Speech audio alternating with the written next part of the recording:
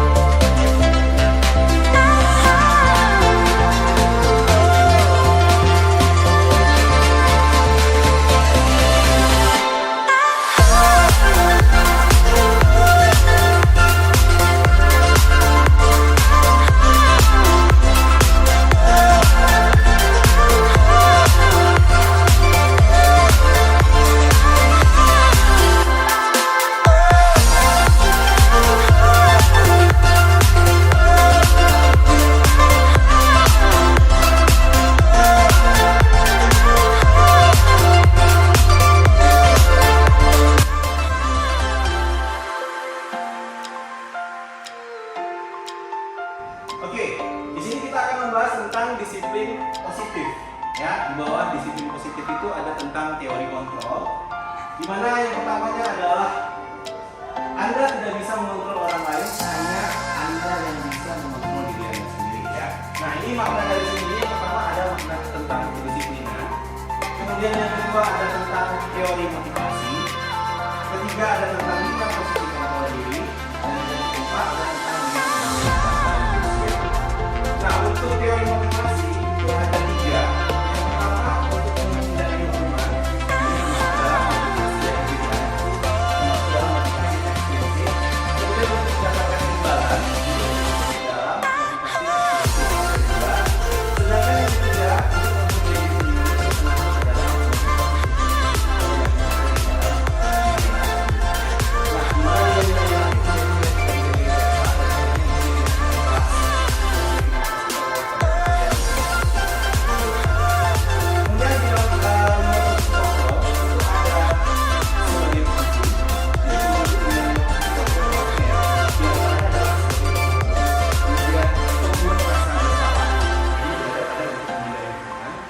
diri adalah bertindak sebagai teman, kemudian juga bertindak sebagai pemantau, dan yang kelima adalah bertindak sebagai manajer.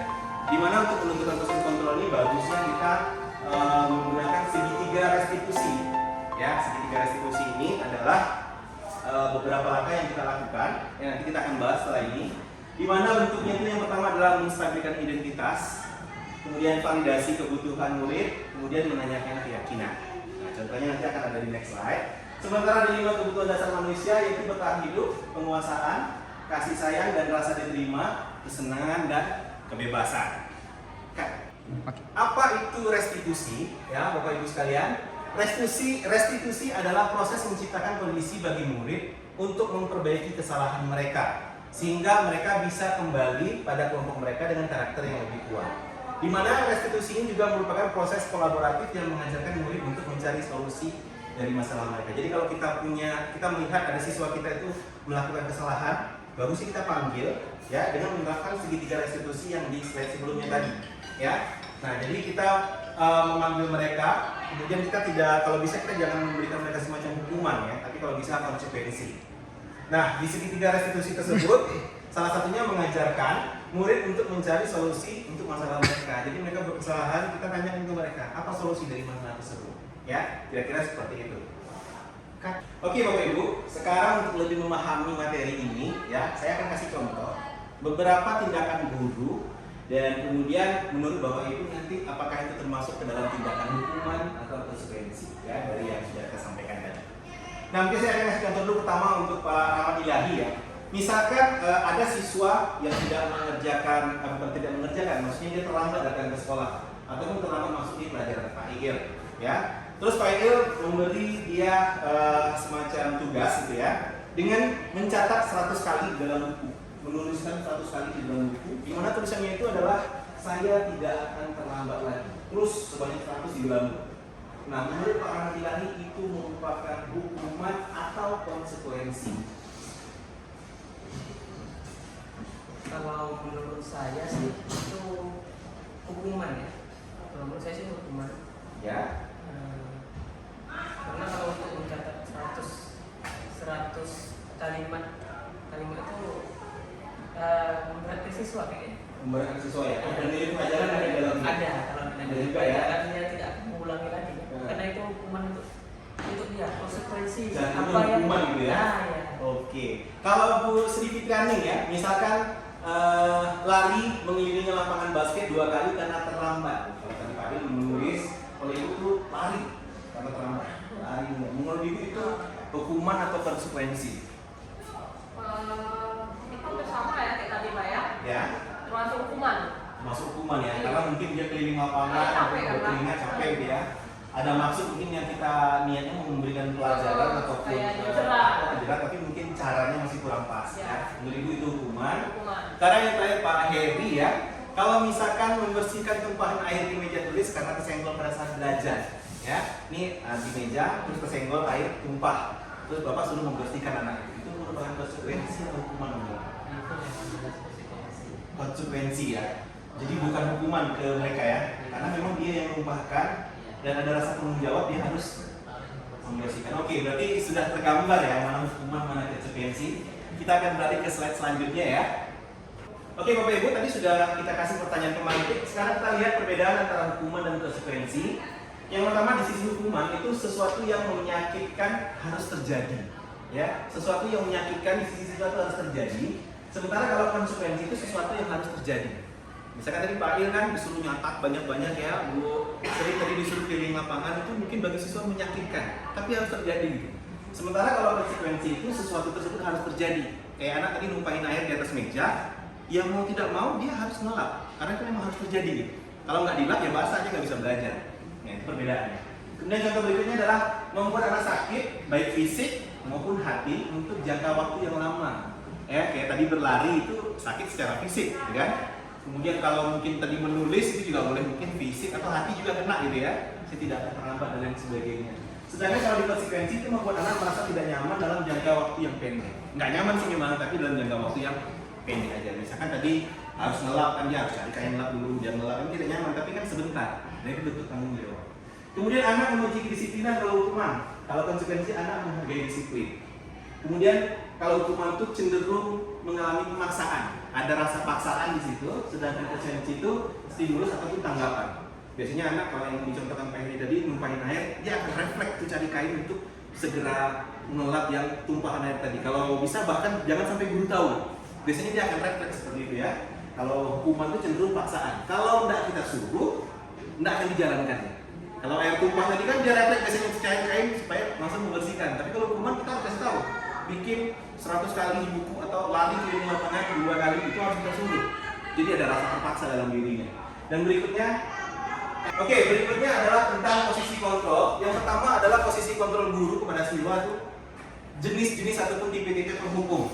Contohnya misalkan menghadik ataupun menunjuk-nunjuk ataupun menyakiti atau menyindir. Nah, kalau yang lagi misalkan kamu tidak melakukannya, awas ya. Nah, seperti itu bentuk ancaman itu tipe posisi kontrol guru sebagai penghukum.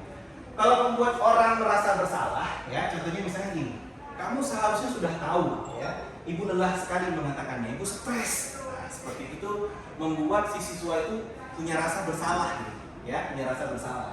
Kalau kita membuat posisi kontrol sebagai teman, itu misalkan gini, ayolah demi ibu nih, demi bapak nih, ya, kamu lakukan ini ya, selesaikan tugasmu ya. Nah, itu kita membuat posisi kontrol guru itu sebagai teman terhadap murid kita. Kalau posisi pemantau, itu misalkan gini, kita tanya, apa peraturan sebenarnya? Misalkan anak bermain handphone ketika di kelas, ya kita tanya, bagaimana sebetulnya peraturannya tentang handphone di kelas? Boleh main game atau tidak? Nah, seperti itu.